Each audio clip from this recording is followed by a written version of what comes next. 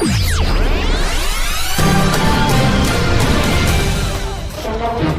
that really your idea of how to run a newspaper? I don't know how to run a newspaper, Mr. Thatcher. I just try everything I can think of. You realize you were talking to a journalist. I'll tell you what, Fonzie. Since you're such an investigative reporter, you figure it out. If I revealed my sources, you wouldn't talk to me. Yeah, that'd be terrible. Come on, Elliot. The public has a right to know a few things. This is 2 J's in a Pod. I'm Mary Ellen Murphy from WGHN Radio. And I'm Sarah Leach from Ottawa News Network. So anything happened this week? No, been real quiet. I'm still trying to wrap my head around the week prior with all the snow, because we I know. Put a pause on the podcast because the kids didn't have school all week. A shout out to the Ottawa County Road Commission. I had them on the air every day, and they did an amazing job. So shout out to them. Yes, although at a certain point, I think my kids were forgetting how to read. But yes, I am glad that school finally resumed. I can't believe my knuckles aren't still white, because I was driving in conditions. There was one point where I was on 96. I didn't know where I was at. Yeah. I did not know where I was at, and I almost turned around and went back home, and I'm like, I can't do that. I'm halfway here. Right. But I made it in every day, so there you go. I did it. Oh, well, God bless. I'm telling you. I know. I remember those people that would work in radio, in the beginning of my career. I can't get out of my driveway. And there'd be 2 inches of snow or something. You know what I mean? I know. I lived in Virginia once, and I mean, if a snowflake fell, I mean, it was I think they declared a national emergency, and, the grocery stores were raided for toilet paper. I believe it. But I've got a whole suitcase in my car. It's got blankets, water, an extra pair of snow pants, a book, a flashlight. Because I'm like, what? And when I drive to work in conditions like that, I put my phone in my pocket, because I was thinking, what happens if you slide off and your stuff goes all over the car? Yes. You can't see, you don't know where your phone is. So that was my week, the prior week. Yep. So here we are, a brand new week, and a lot happened. Oh, there was a lot. Yeah, there was a lot that happened yesterday. The Board of Commissioners meeting in Ottawa was very, very intense. How so? Well, we got another settlement of a lawsuit. I think that's the biggest takeaway from yesterday. But it was the manner in which it was settled, because it was actually discussed in open session instead of closed session, which you just don't see that in this day and age in any kind of municipal government. And why was that done? Well, when litigation is brought against a unit of government, and they have a settlement negotiation that they have to discuss, they are allowed under the Open Meetings Act to go into closed session, and they want to do that because they want to explore different questions that the commissioners might have. They want to be able to be free in sharing their opinion that isn't necessarily for public consumption. Mm-hmm. They want to consult with their attorneys, get appropriate legal advice. All of those things they make sense. The problem is when you have a certain faction on the board that did not want the settlement, so they prevented the board from going into closed session. And I don't think that they intended for that necessarily to mean that let's discuss it in the open, but that's what happened. Wow. And it was a lot. Wow. So then all those opinions were being shared quite freely, probably not as much as they would be in closed session, but there was a lot of feelings that were shared last night about who was responsible for putting us in the situation for being sued, how we were going to navigate out of it, whether it was a fair deal. And this is in relation to the county firing former administrator John Gibbs, who then sued for wrongful termination and retaliation. Is he going to accept this settlement? We don't know. Yeah, I think so. I can't say for certain, because the way that this worked was Gibbs and his attorney proposed, they give an offer. The county's insurance authority discussed that offer in closed session last week. I believe that they made a couple of tweaks and made a counter offer, so that was accepted. It's put on the agenda for the full Board of Commissioners to then discuss, presumably in closed session, and then they vote whether or not to accept it. But because there was a lot discussed in open session that I'm not sure anyone really anticipated, I don't know if Gibbs and his attorney have even the option to reject it at this point because it's so far along in the process, or even if they did have that option, if they would. Mm-hmm. There was a lot said. There was a lot said. Boy, there was a lot said. A lot of words. And I'm going to have to go back and take a listen to some of that. But wow. So if he accepts this settlement, though, he can't talk anymore about Ottawa County. Am I correct on that? He can, because there's no non-disclosure. There isn't. Portion. Not as outlined in the meeting yesterday. So the terms were, it's a total amount of $190,000 that would be to be paid out in thirds. So a third of that is what is described as non-economic damage.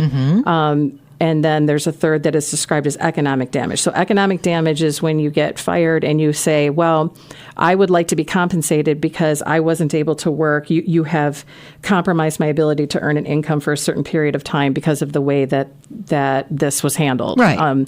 And so then another third would go to pay his attorney's fees. So in total, the county would be on the hook, is on the hook now because they did vote to approve it for $190,000.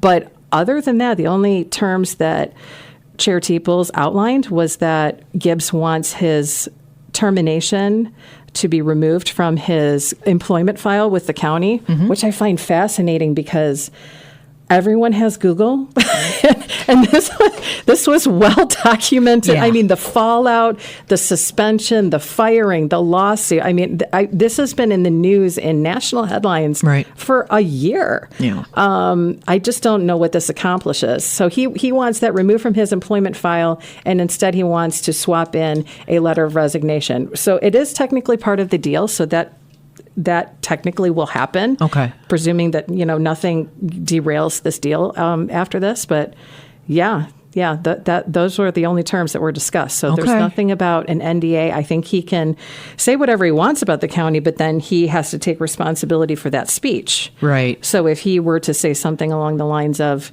one of the commissioners, I see this comparison in a lot of those court shows because I love court TV. You do? I am fascinated by court TV, and you learn a lot about what not to do. And as long as you're not claiming something that is verifiably untrue, like if you were to claim that somebody had an STD, right, that is damaging to their character. It's defamation. So he has to be careful to not cross those kinds of lines. Otherwise, he can say whatever he wants. Okay. One of the reasons why they were angry with him was because he came out and said that Health Officer Adeline Hambley was offered $4 million. Am I correct on that? Yes. That was a huge bone of contention between him and the board. So the $4 million settlement agreement happened in the first week of November in 23. And when the board tried to rescind the settlement because it was untenable in a lot of different ways. But the board then decided under Joe Moss's chairmanship to say that the $4 million deal never happened. And as we know, Hambley's attorney went back to court to try to enforce the settlement. A judge ultimately said, yes, there was a $4 million settlement. However, the board was too vague when it approved it, so it's not legally enforceable. So in actuality, we had to go back to the drawing board, and eventually they settled out of court. She's still in her job. Right. They paid her legal fees and all that. But in the meantime, Gibbs was openly saying to staff that the $4 million settlement was real. And that was contradicting what Chair Moss's what his line was. Right. He basically said that the media manufactured the entire thing, which we now know is not true. Right. So I think that did not really, it didn't do him any favors. But then he also started to criticize the Corporation Council, which is Common Legal Group, that Moss and his Ottawa Impact majority hired at the beginning of 2023. Right. And I think that was sort of, between those two things, we also had some litigation that sort of implicated him in the meantime, which came up yesterday. I think all those things in total really, that's what caused the falling out. But how he was fired was really what was at issue with this lawsuit. Right. Yeah. And, last night, I mean, it's interesting to me, the cadence that Joe Moss uses, because if you watch him in other things, he'll do podcasts with Sylvia. His voice is much more calmer and on an even tone, but in these meetings, when he gets a little bit riled up, the cadence is very condescending. Yeah, I can tell he's riled up by the cadence. Right. Even though he maintains his cool, he doesn't often raise his voice, hardly ever. But I know exactly what you mean. There was one point where Moss was trying to make a point about President Trump's freezing of the federal grants and loan monies, and that, it went into effect as of 5 p.m. today. And so Commissioner Doug Zylstra, who's a Democrat, attempted to interrupt Moss to correct him, to say, well, actually, there's a federal judge that prevented that from happening. But before he could finish his sentence, Moss said, Commissioner Zylstra, that's what I'm talking about. Why would you interrupt me? That's what I'm talking about. It's very condescending. There's just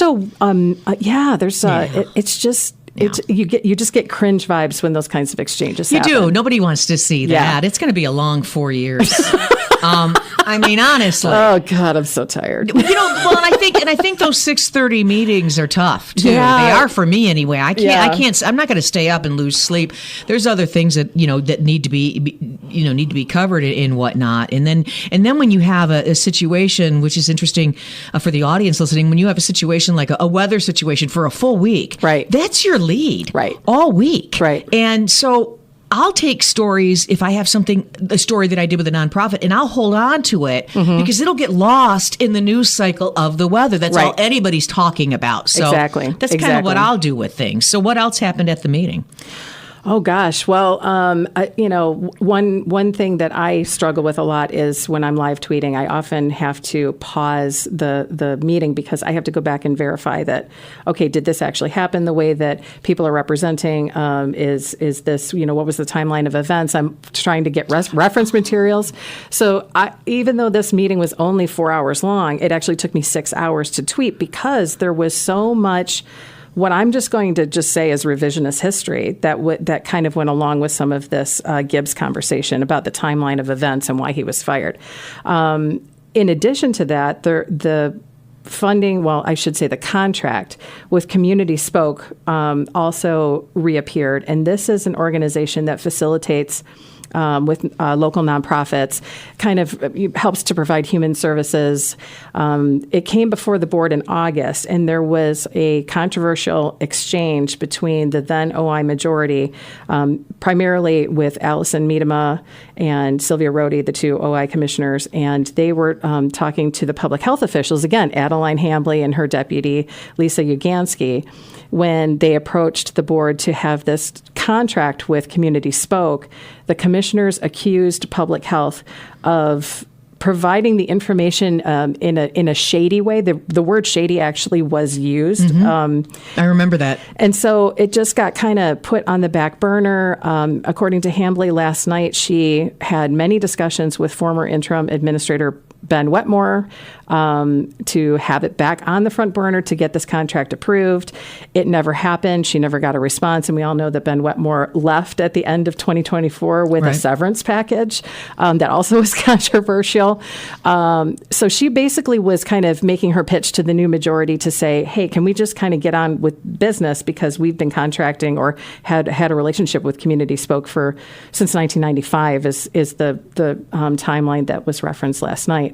But again, a lot of innuendo, outright accusations from OI commissioners. They have DEI language on their website. They embrace woke values. There was just an inordinate amount of time, close to a half an hour of those kinds of exchanges, which, again, we get it. We understand the point that you're trying to make, but we have a decision to make here. So either vote it up or vote it down, and let's move on. Right.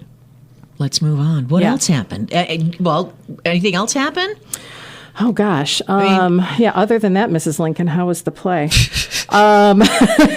I always love when the camera goes to the audience and stuff. And if it's somebody I know, I'll send them a message. Yeah. And then I'll see them look at the message. Sometimes I'll take a screenshot, and because you see somebody sort of bored to tears with their fist, like under their chin, and I'll say, hey, you staying up, you caffeinating, you hydrating. Oh my God. gosh.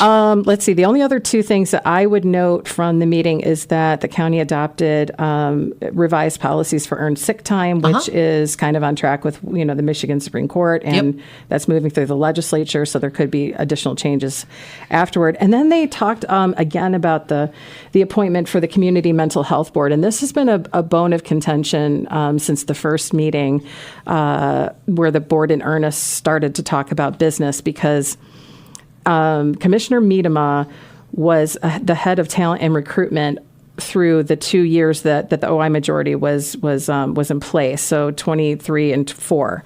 And when they termed out and the new board came in, there was sort of this power struggle a little bit, because Miedema tried to reclassify the commissioners who did not win re-election from a commissioner seat to a general public seat on various boards to allow them to remain on these boards. So the new board gets in and says, well, wait, what, the French toast? That's not how any of this works.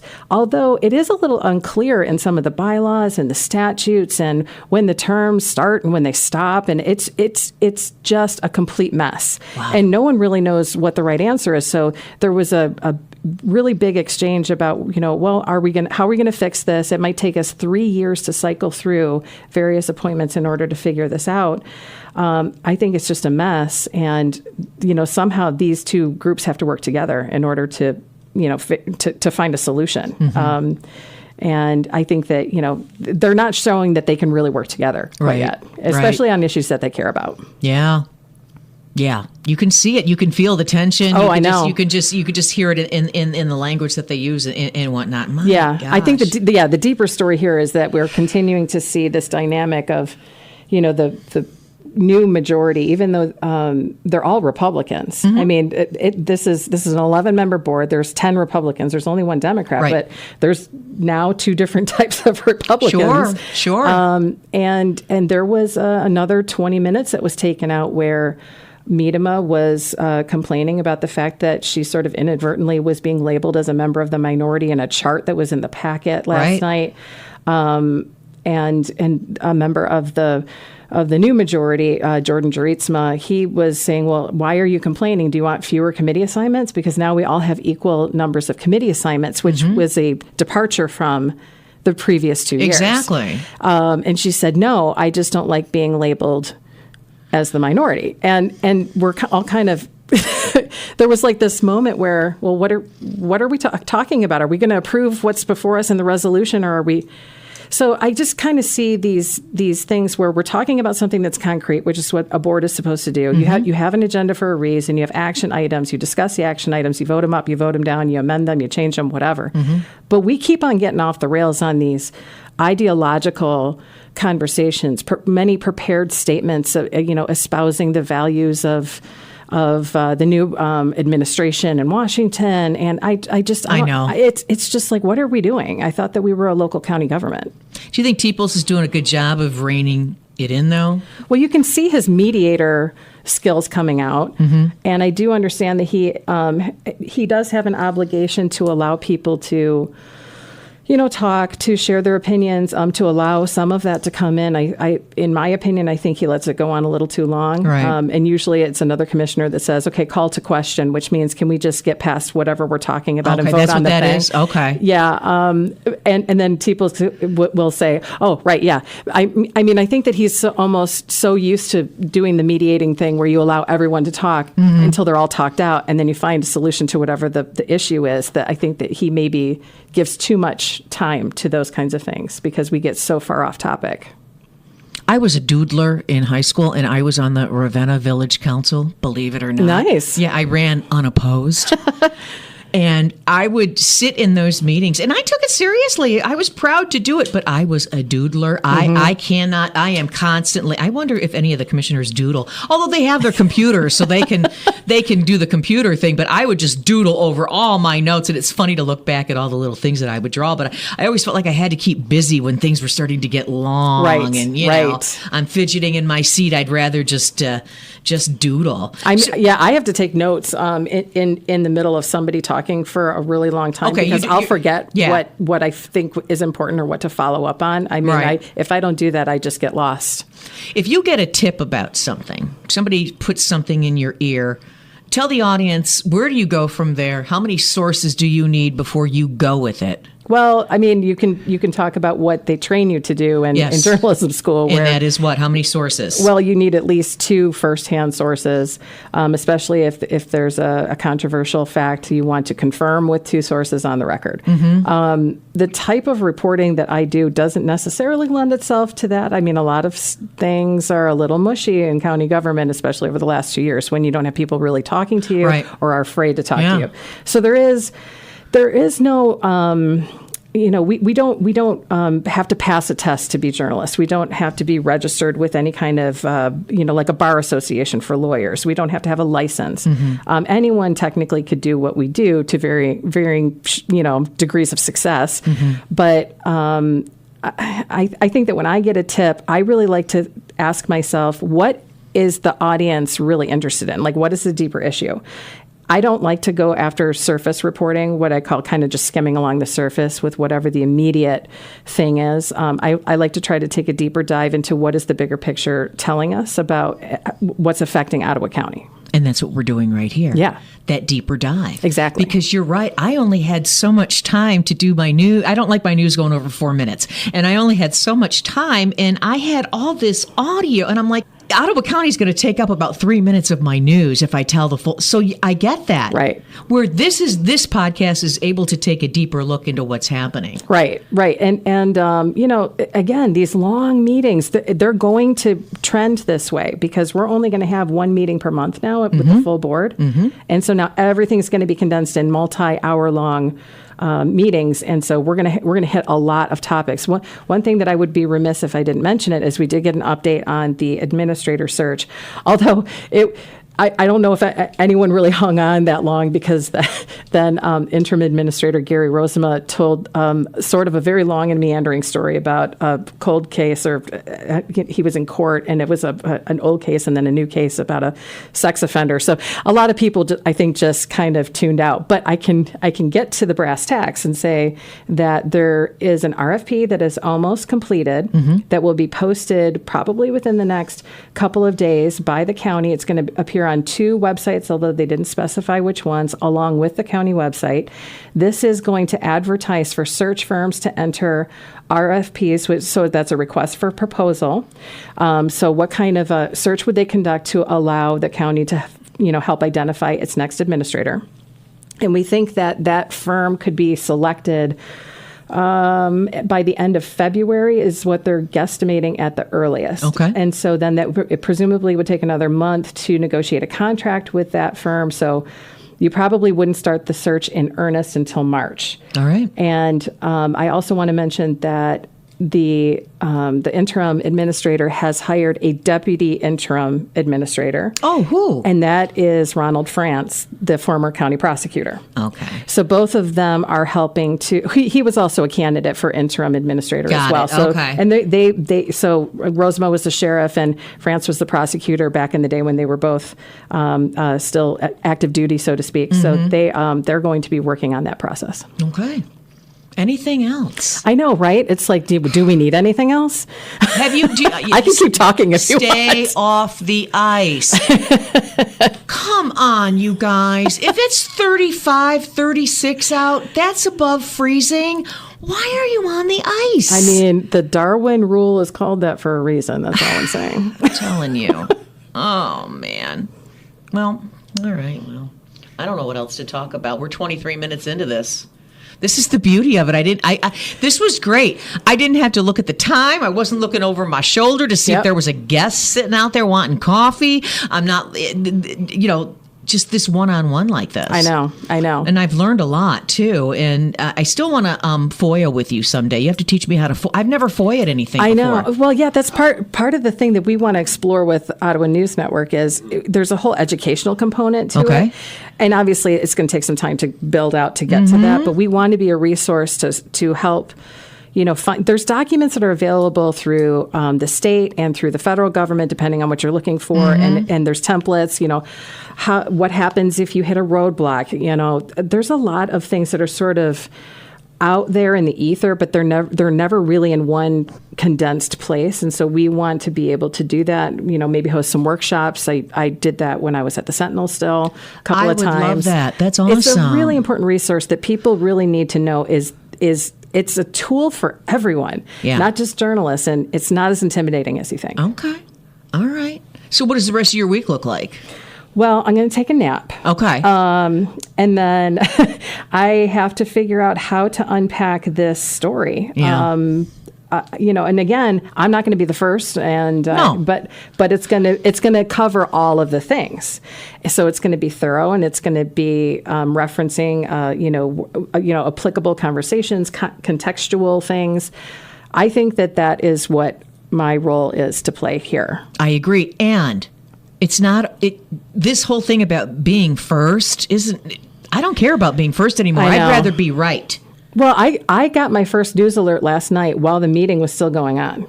Wow. And it was a story in the Sentinel about the interim sheriff because they approved his temporary contract. Right. So and they were able to put that in there and I get just it thought out. that was interesting that you're writing a daily while the meeting is still going. Mm-hmm. And what if that isn't the biggest takeaway? And it turned out it wasn't. I don't think anyone cares about the interim administrator's contract right now after what happened with the Gibbs settlement. I do know that Saturday is Ice Cream for Breakfast Day. And that's a national thing. And Sweet Temptations in Grand Haven is going to be serving up ice cream for breakfast. So your kids might want that. I know you like to Also take your known kids as out. my everyday. It just goes to show you, it's always something. If it's not one thing, it's another. That's the news. Good night and have a pleasant tomorrow.